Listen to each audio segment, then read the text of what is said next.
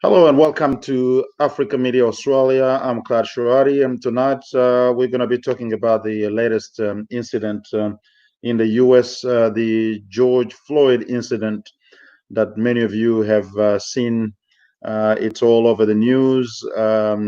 This gentleman, young black African person, was killed while in police custody, and that has resulted in a lot of protests and riots in many places in the U.S. To discuss this matter tonight, I have with me a former U.S. Kansas State Senator Donald Belt, who is now living in Australia.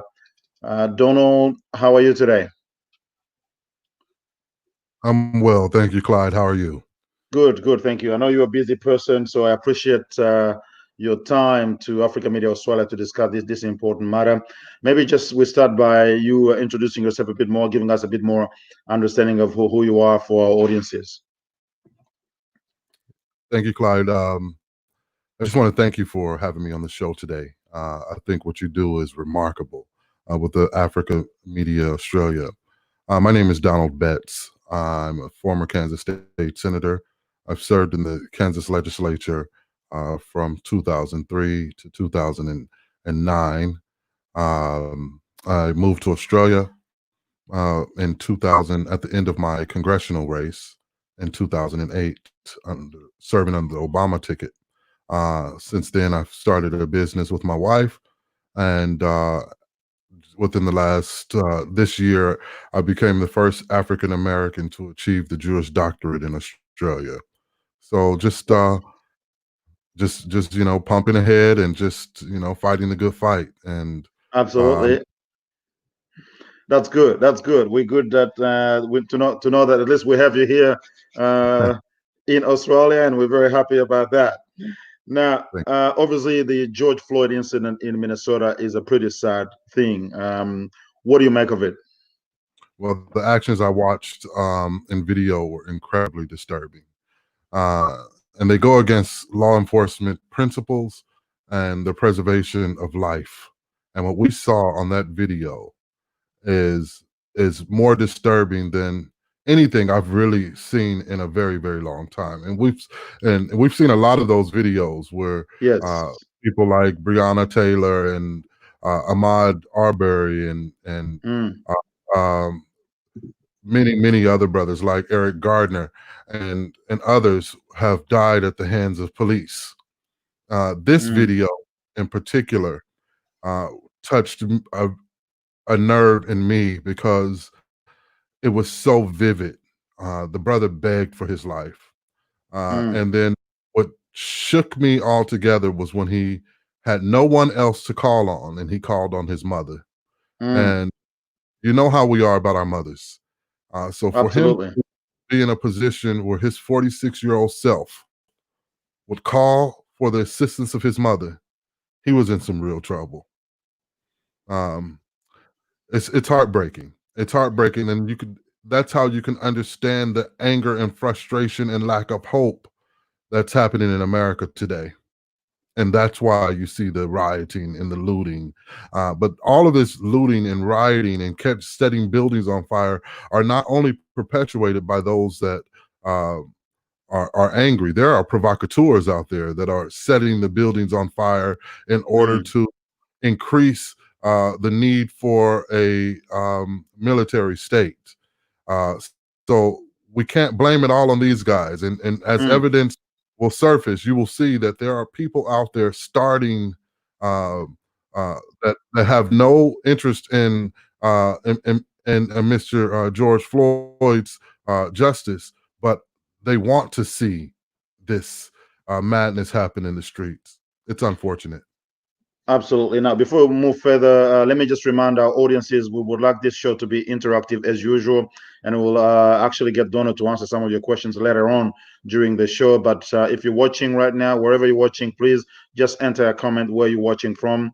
That gives us a bit of an understanding. I know Mary Hajaji is watching from Perth, and we've got Chizom Kizeku who is also following. So please make comments. And even if you have actually comments that you want to make on video, we can send you a link. We'll show the number on the screen. We can send you a link, and you can come onto our studio, our virtual studio, and we can see you visually, and you can make your comment or ask questions. In the meantime, just enter something to tell us where you are. Now, Donald, for those of us who are not Americans, who may not necessarily understand the context of some of these things, why is it that it appears to many of us that the American police is so violent? Why is this? What is the problem? Well, I mean, America has a deep-rooted history of racism. It goes back well before slavery. Uh, us- America became America because of slaves picking cotton and selling cotton, and so on and so forth. It's a sad reality that after all the contributions that so many African Americans and immigrants and people of color have made to that nation, they're still treated like second class citizens. I believe that African Americans have earned their right to be citizens of the United States with all of the sweat equity and blood shed in that nation. And yet, there's still some deep rooted anger that prompts an officer to hunt down and murder by kneeling in the neck of a man and choking him out until he no longer has breath in his lungs, and with his hands in his pockets.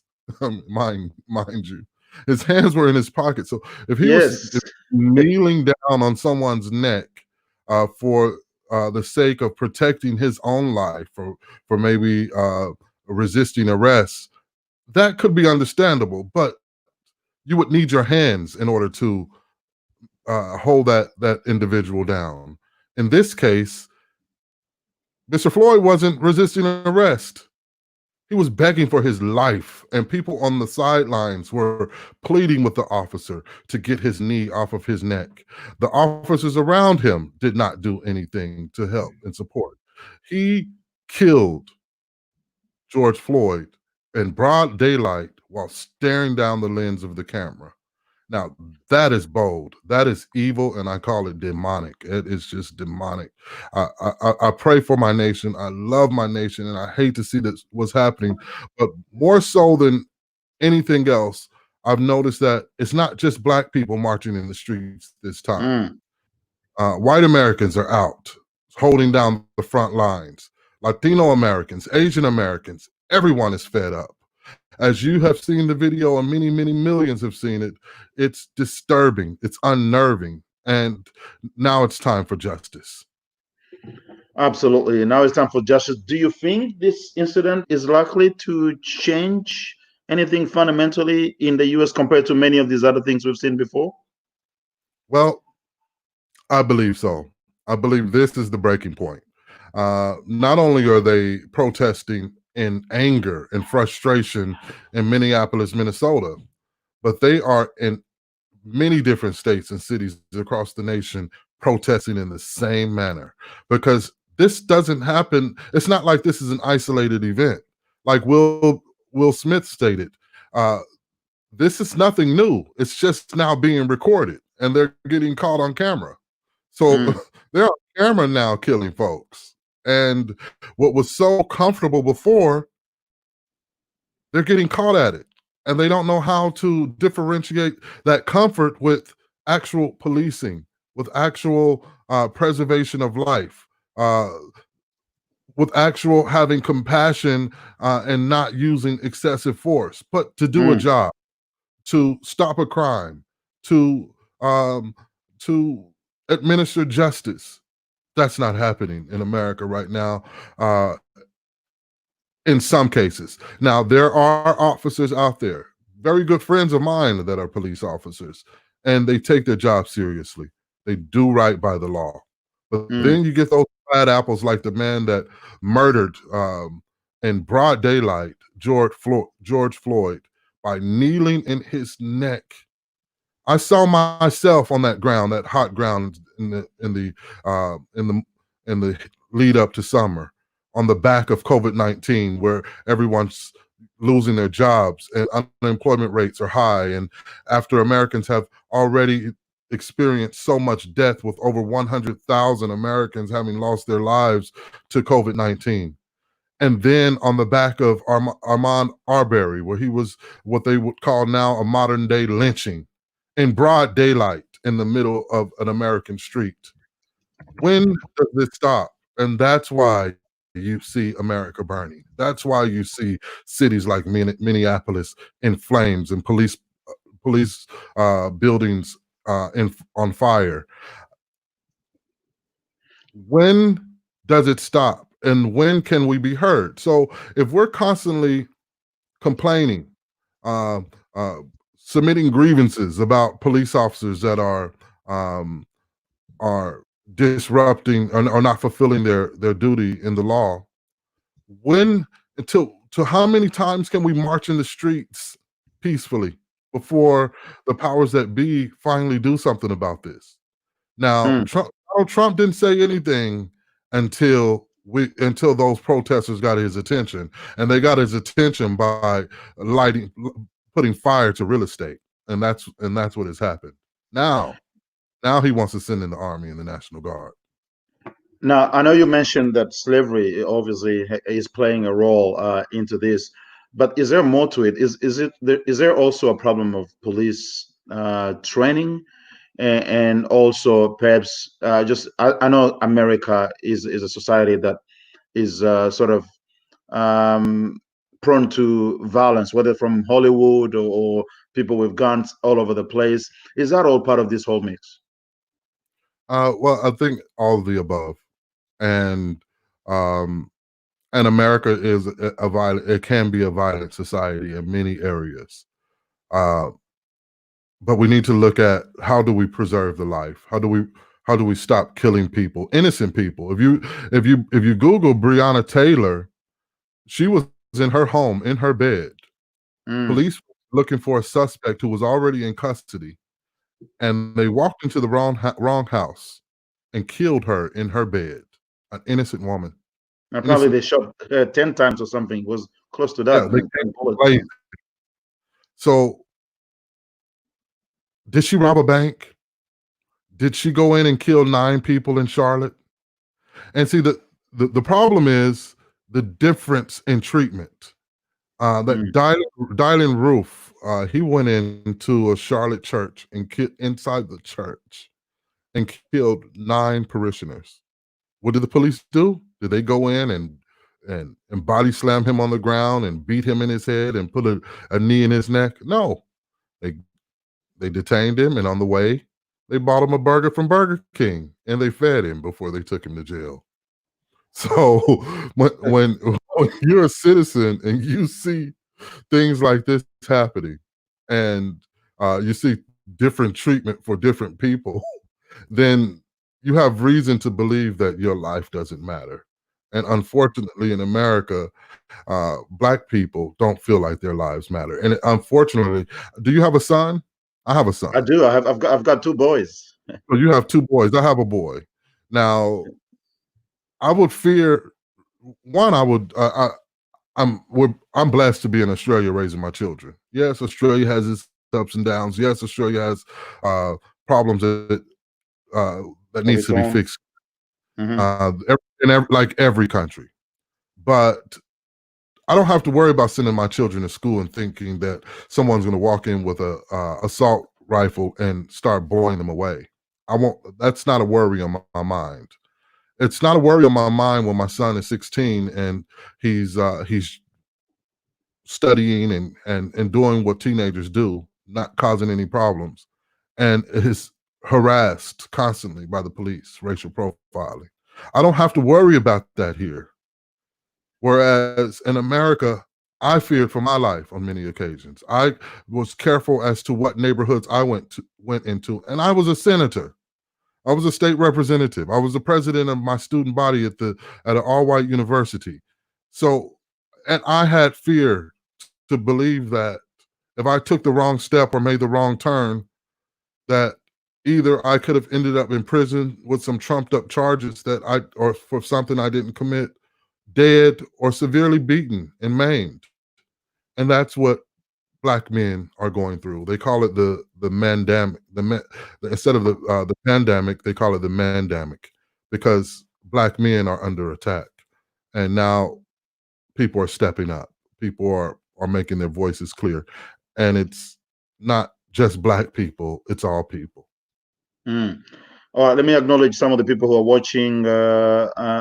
Isaac Ukolo, Malok Majak, Beth Malok, Maji Chipwanya. We encourage you to ask questions. Donald will answer some of your questions later during this show. Now, Donald, obviously, this is a complex situation. At the same time, it is simple. Police just needs to use reasonable amount of force when they have to apprehend someone. But this has been happening for so long, and it doesn't look like it's ending. What's the solution to this? Mm, well, the solution, I believe, is high crimes for officers that use excessive force. We were able to get body cameras, so officers are required to wear body cameras now. That's an improvement. Um, Mm, there there are some. I mean, there are some major criminals in America, and officers. I mean, just officers. They risk their lives every day when they go out there and fight crime. I mean, that's mm, a given. That's a given. But when fighting that crime, when someone like George Floyd is alleged to have written a bad check, and from what I understand, he didn't. Uh, when he's alleged to have written a bad check, not take a life, not rape someone, not kidnap someone, not rob a bank, but when he is alleged to have written a bad check or possible forgery, that's no reason to have a man on his belly on the hot mm. concrete with your knee in his neck, choking him out. 3 officers on that man's body. Yeah, He was and what's surprising, I'm sorry to interrupt you, but what's surprising, even the other officers around him don't seem to be concerned at all. And when even they noticed that George Floyd wouldn't really move anymore, they're not checking his pulse. They're not doing anything. It's just like, almost like an animal, pretty much. They killing him. Well, and I just we have trouble to understand that from Australia. We know there are issues in Australia, as you mentioned, but our police here, it's almost unimaginable that they would go to that sort of level. We just don't understand. yeah, because our police here, they are part of the community. They are Mm, part of the community where they police, and they have to, and there are parameters in place by the government here. The mm, government of Australia, especially in the larger cities, aren't going to tolerate that madness. And the larger cities in America shouldn't tolerate that madness mm. either. And that's the issue that we're faced with. And it's I just feel so bad for my people back home. I really do. And um when that I try not to watch these videos, Clyde. I try my Mm. best not to watch videos, but this thing was getting so much attention, and something just said, "Watch it." My wife had Now, already watched absolutely. Now, what is a bit different this time is even when you look at the reaction from the mayor of Minneapolis, it looks pretty good in the way he's responded so far, and a lot of the politicians and in the FBI and everyone, there seems to be some sort of consensus there that well, this is just beyond the acceptable in terms of police violence. So does that give you confidence that it is going to result into some practical changes this time? Yeah, because it has to. They have to send a message that police officers and law enforcement is not above the law. Once they realize they're not above the law and they can serve some time doing their job, just like medical malpractice or as a lawyer, unprofessional conduct. Those things come with ramifications. Those are Mm, there are consequences to follow for not following the rules of your profession. The same rules and the high standard should be held for law enforcement because they're on the front lines with weapons. I mean, military grade weapons. And now the people have said no justice, no peace. There will be no peace until there's justice. And we have young people out there. And I mean, when you're young, you don't have all of the baggage that comes with being an adult with a mortgage and a career and family and children. You're young and you're full of anger because of what's happening around you. You don't understand it. And the way you express that anger is to go out and show your anger, to demonstrate how angry you are until someone, you can get anyone, someone to listen to that cry, that inner pain. And that's what's happening. America is in pain, and not on the back of the COVID-19, because it was mismanaged. So when you Mm, have people who have lost their jobs, have loved ones who have died and they could not attend funerals or visit the hospital, that anger subsides, and you need to somehow get that out somewhere. And then when you're at home, locked in because you can't get out, and you have nothing but time on your hands, and you open your Facebook or your Instagram or one of your social media accounts, and then you see this man on the ground and watching him take his last breaths, calling out for his mother, mm. that doesn't infuriate the most numb of us. I don't know what it will do. There's a Absolutely. Well, let's hope that actually this time that we get some real change, and that the politicians don't just play the political games. By the way, talking of the politicians, and even one of our members of the audience has asked a question: has Trump responded? What have you heard of Trump reaction in relation to this matter? And are you satisfied with it? well, and President Trump's credit, he did send the FBI out right away.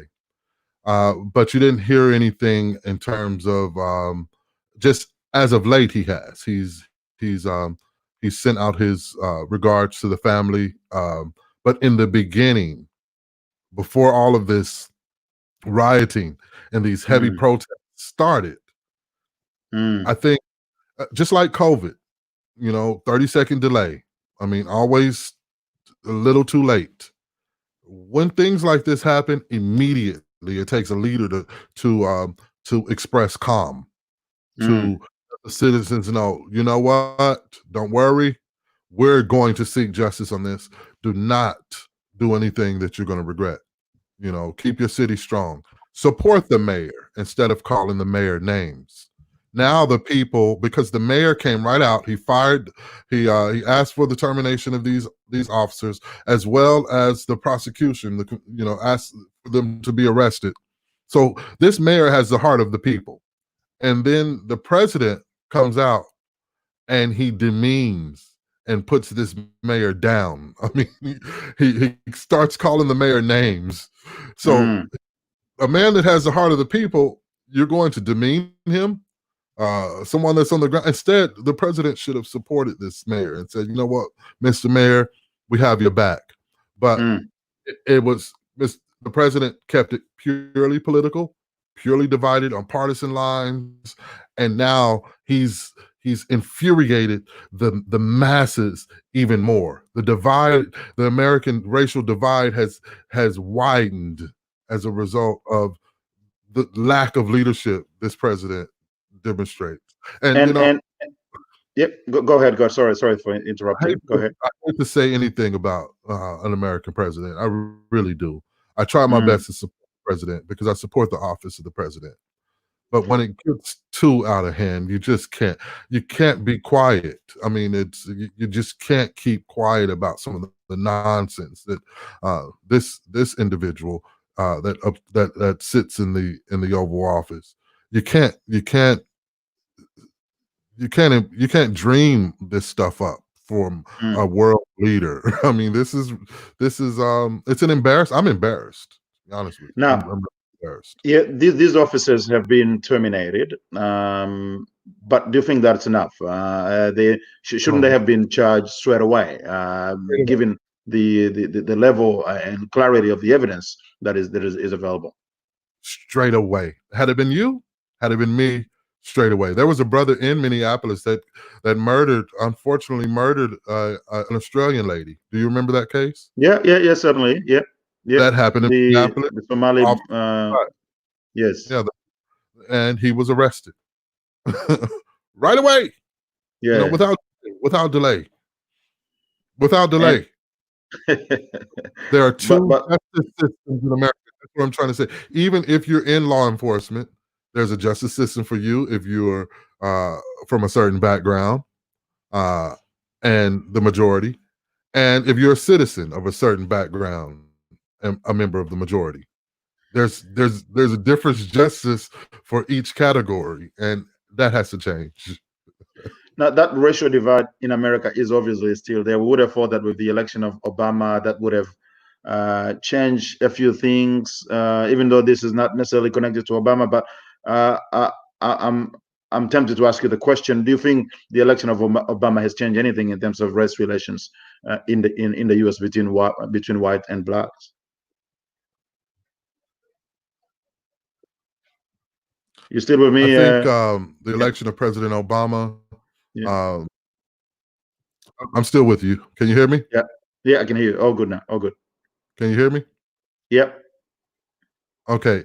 Um, I think what the election of President Obama did is show people of color, black men all over the world, that the ceiling is broken. That if we aim high enough, we could do anything that we want to do. That Mm, we could achieve greatness. And if that is all we take away from the election of President Obama, that's good enough for me. But he also showed us how to lead. He showed how to be a good man, a loving husband, a loving father. He also showed that you don't have to commit crimes and be a criminal in the White House. He had mm, no one on his staff were indicted of any crimes. He walked away 8 years as a solid model citizen in America. He left the desk, the White House desk, clean, nice and mm, tidy for the next person to sit there. And yet he has to still his name has to still be brought up for everything when we know half of that stuff is false. And I'm an Obama supporter, so you're asking the wrong one. I'm going to support him into the end because for me, and to see that family inspired me. And mm. sometime in America, that's all we really need. That's for to be down and out, to not have anything, to see that I can be that, and that's enough. Because if we have Absolutely. life and strength to see that, is to I can be that. That's enough. There's nothing more. I don't need a stimulus check from that president. I just need to see that it's possible. It can be done. Now that he's done it, anyone can do it. Run a company, run for higher office. It's not impossible anymore. Prior to Obama, it was impossible. We'll never get a black president. Yeah. Well, now we have. What are you going to do about it? Mm, mm. Well, from a community level, you have worked with many communities that eventually led you to being elected as a senator in the state of Kansas. What do you think the civil society in America? I know there's obviously a very strong history of civil rights movement in the U.S., but so far that hasn't, at least in my appreciation, hasn't made much of a difference in terms of how police behaves in relation to blacks. What do you think people should do? I know there's new movements such as Black Lives Matter and many others. Do you think they are doing what they ought to do to help bring the change, or is it more about politics and not much will change until the politicians are ready to change? Well, I think as of late, particularly on this president, he's given people the courage to be bold and Mm, to play out their inner hatred, and he's made it okay because he has demonstrated that he can get up there um, and make fun of the disabled. He can mm, get up there and ridicule the Muslim. He can get up there and say, back in that day, we would do them like this or we'll do them like that. When you arrest them, don't be nice to them. When mm, when the mm. when the head of the pack says these things, it's a reflection on all of us. What no matter what color we are or not. But in America, in terms of the civics, all politics is local. So Mm. in smaller cities, they have this thing covered. The police officers know the citizens know how to behave. Things are orderly. People respect one another. Um, it's larger cities primarily where the crime is high, and even the citizens aren't. A lot of citizens aren't innocent. They're Mm. they're hardened criminals, and Yes. they are out for blood. They will kill you the minute you turn your head. So officers are aware of this. So in a police officer's defense, they always have to be on guard. Their life is constantly threatened. The minute they put on that badge, their life is threatened in America. Yeah, and I wouldn't want to interrupt you, but you raised a good point there because I was having a conversation with a friend, and I remember even when I went to America a couple of years ago, 3 years ago approximately, when my brother was there, and you have the sense that when you communicate with people, police officers have real reason to worry about their lives because there is a degree of violence, including in the black community, that is potentially affecting how they behave. Is that your feeling as well? Yeah, we have more African Americans in prison than we do in college. African American men, particularly. I served on the corrections budget when I served on Ways and Means. I was the ranking member of the corrections budget. And I would go visit the prisons because I had to tour the prisons, make sure everything was up to standard, and speak with the wardens. And I would meet grandson, father, and grandfather, black men in prison together. Three Mm, generations of black men in prison where their wives, where their wives and their daughters are raising children without men. In the black community, it lacks uh, by and large, men in the household, and it's institutionalized that way. If you're on a welfare system in America, or similar to the Centerlink system in Australia, you can't have mm, a you cannot have a man living in your home. So what does that mm. say? It breaks up families. When you have That's more right. men in prison, going to prison for low level crimes and coming out hardened criminals, you're training criminals to be hard. When you're sending young lambs into a prison with wolves, how do you expect for that young boy to come out? He's going to come out hardened and ready to do whatever it takes to survive. In America, if you come out of prison with a felony, you can't get a job. What does that do? It's the institution. It's the United States institution. And until we can change these laws and say, okay, young man, you do your time, you do some good while you're locked up, you show us that you're capable of becoming a model citizen in society, we'll erase your record, we'll give you a job, and we'll give you an opportunity to start all over again. Whereas in Australia, you get out of prison, you go back, you get back on it. You get a Mm. fair go. In America, you don't get a fair go. You go to prison, that's it. You're done. It's pretty much it's the It is it's the so institute. And difficult. Now, was so I go was ahead, go ahead. been robbed at gunpoint in my own Mm. neighborhood. You have. So I have. I've been robbed at gunpoint. I know the feeling of a cold gun to my temple, and it's it's something that you never want to have to experience. So if I know that could happen to me, and just for my necklace, imagine what the officers go through. But in this case, in Mr. George Floyd's case, there was no resistance. There was no reason for this man to keep his hands in his pockets and stick his knee in Mr. Floyd's neck and suffocate Absolutely. him to death. There was All right. no reason for that. Thank you for that. Now we'll start taking questions from the audience. Again, I want to remind those who are watching, we would like you to ask questions, make comments. And again, our studio is open if you want to make a comment on video.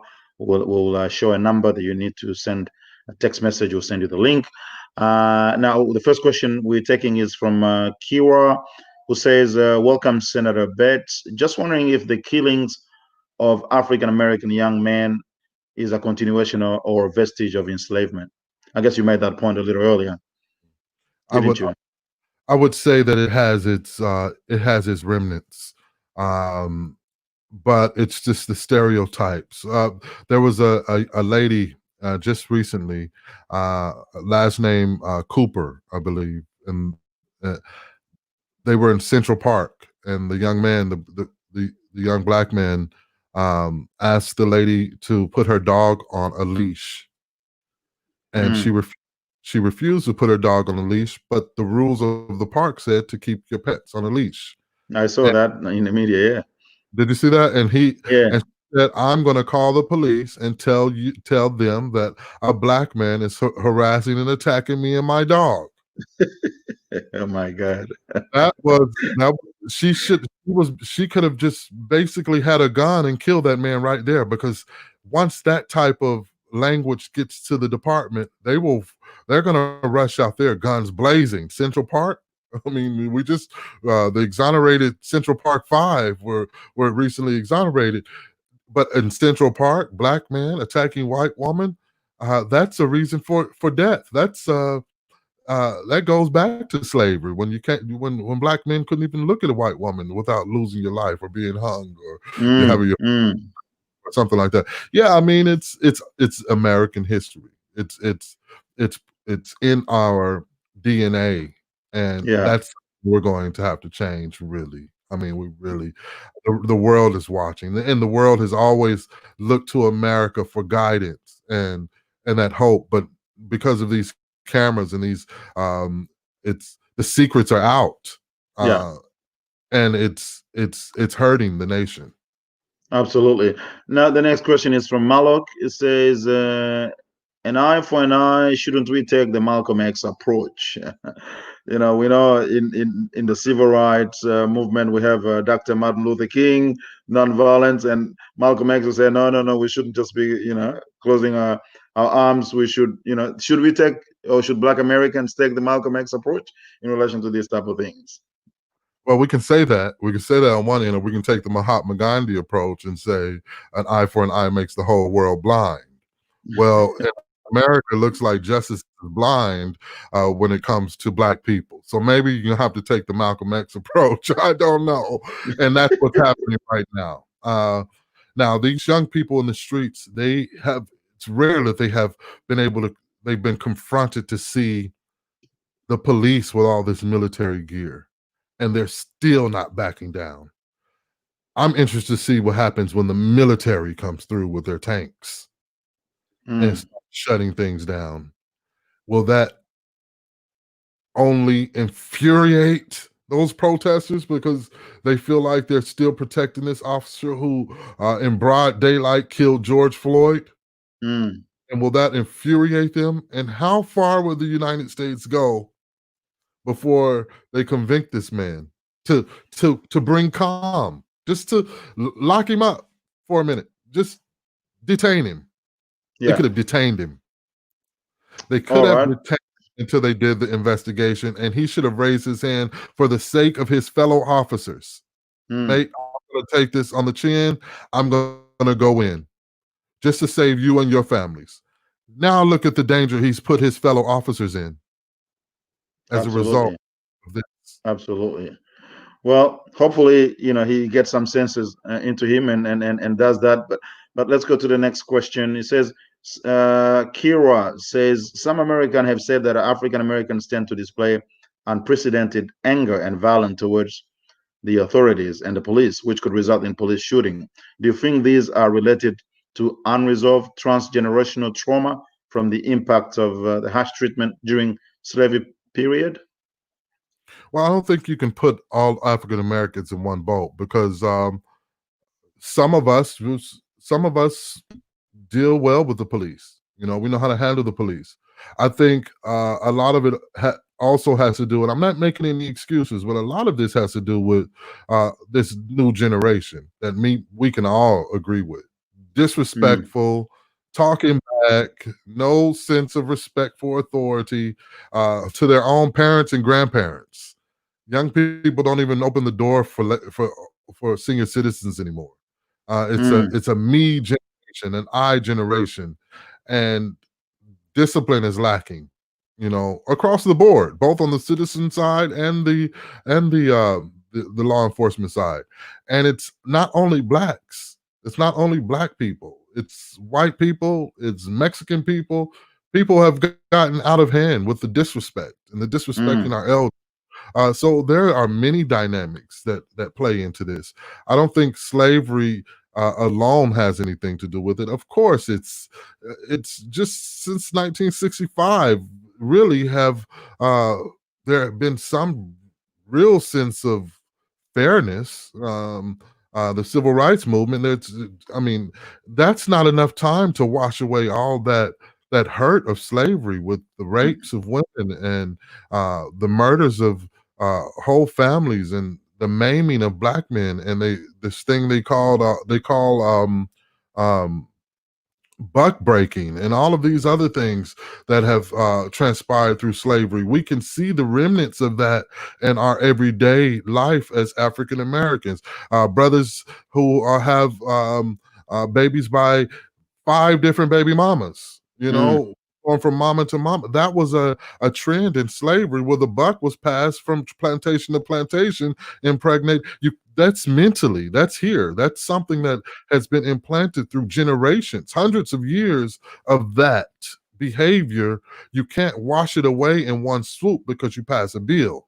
That's mm, not the way it's done. But we can do different things like mental health, letting people know that you don't have to rap and sing and dance. You can go to medical school. Here, we'll mentor you. We'll take you through that process. mm. think I don't think people are willing to take the time to break those curses, those generational curses from a lot of these young people that are coming up. And if we don't, it will seep into this society.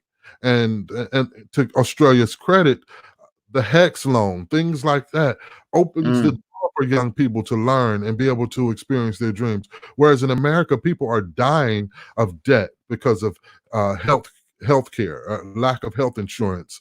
People are going bankrupt because they go to the hospital.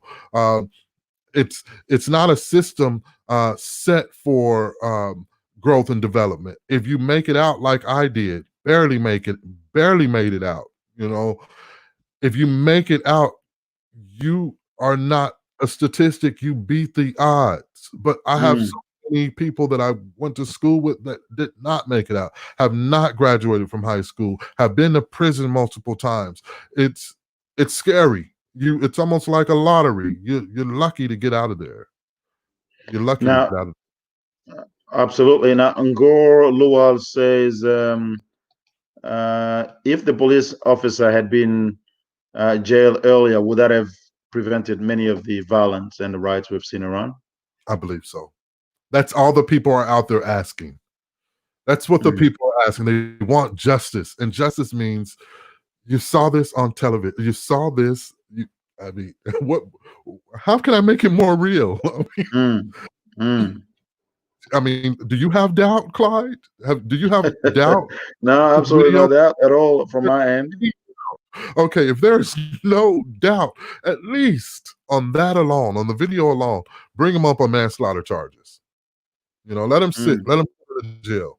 Let him be interrogated until the investigation is done. You know, uh, now they're using police resources to protect his home and his family.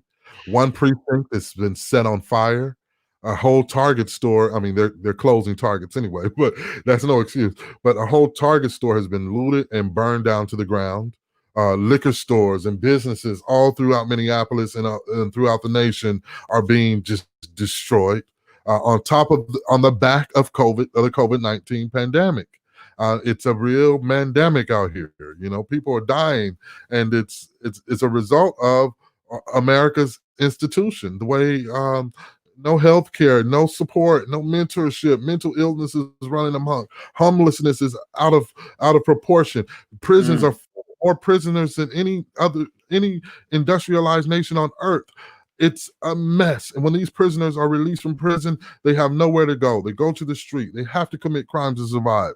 If your stomach is touching your back, how do you eat? What do? You have to commit another crime to eat. It's the survival. How do you survive?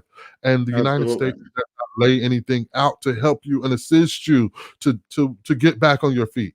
There's no Centerlink system in America. There's nothing to assist these people to reintegrate back into society. It's very rare. The budgets are very slim. It's terrible. It's a terrible system. It's a terrible system, and especially after I've been exposed to this system. And once I grew up thinking America was the greatest nation on earth in Hmm. terms of support for its people until I came to Australia.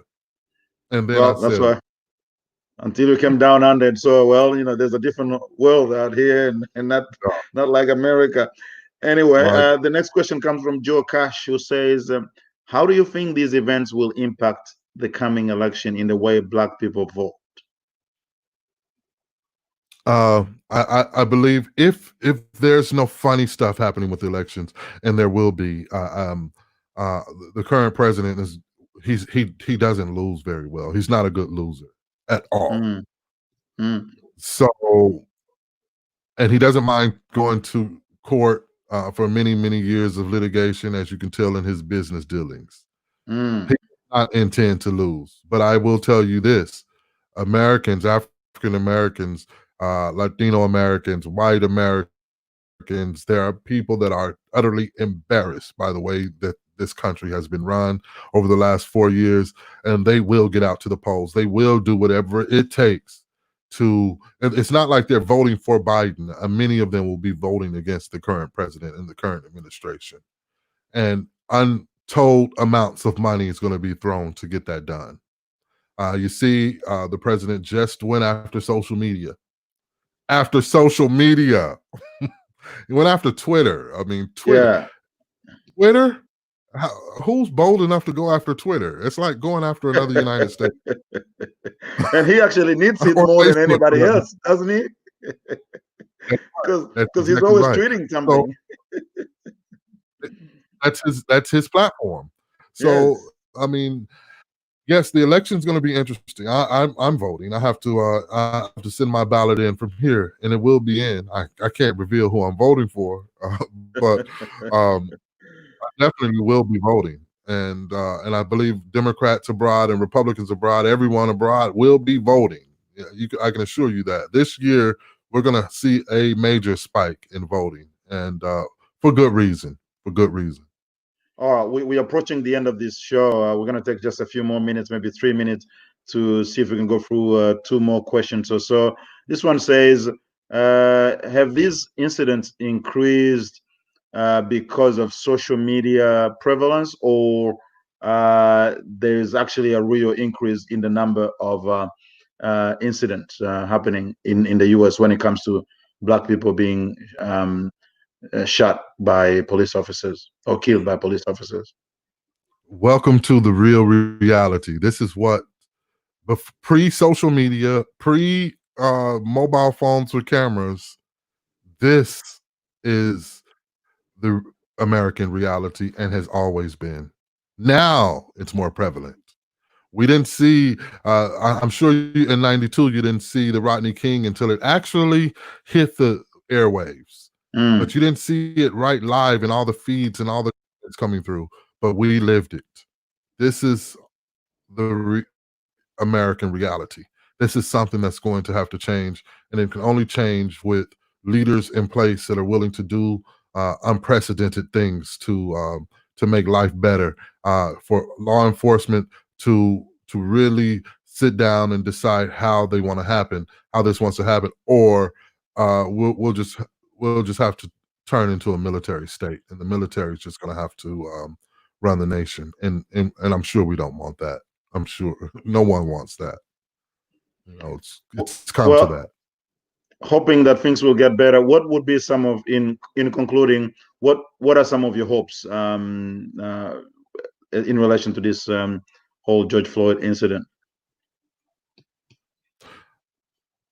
I hope that young people open their eyes and start realizing how important an education is, to go after the professions in the legal field, to become the doctors, judges, and lawyers, and the nurses, to become good police officers, to run for higher office.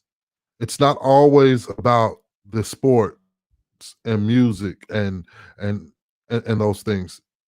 It's also important to um, to educate yourself.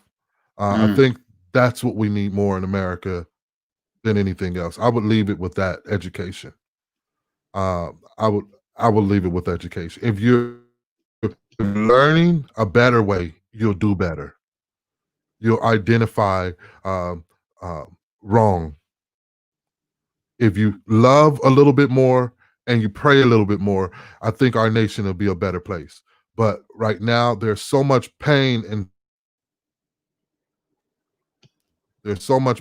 anger. All right. I Uh, don't know. I've lost you a bit. Are you still with me, Donald? You can hear me? I'm still with you. Okay. Yeah. So Yeah, I may I have just said, interrupted I you. can I hear just you. I just lost the sound. Go ahead. I left with education. Yeah. It's just important. It's going to be important for young people to start looking at a new way and how we handle things. This is the new generation. This is your country. This is the way. This is your nation. This is your world, and you have to map out how you want it to look in the next 20 years. Uh, I don't know, Floyd. I don't know. I mean, I don't know, Clyde. I don't know why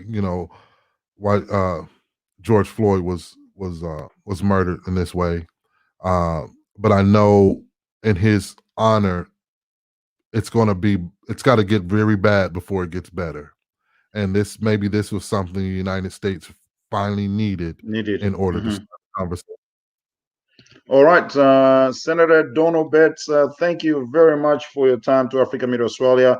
It's been a pleasure to speak to you and to get some of your perspectives in relation to what is happening in America. All of us, people of color, and a lot more, not just people of color, feel very much connected to this incident, and it's good to hear from you with your experience. And we hope that we're going to have additional opportunities. And there's been a lot more questions here that I couldn't, unfortunately, give you the time to respond because we're coming to the end of the show. But I'm going to be promising our audiences that we'll get you back sometime soon. There's a lot of questions about comparison between Australia and America and all that sort of thing. Perhaps when you have a bit more time, you Well, can come back and we can have another conversation on that.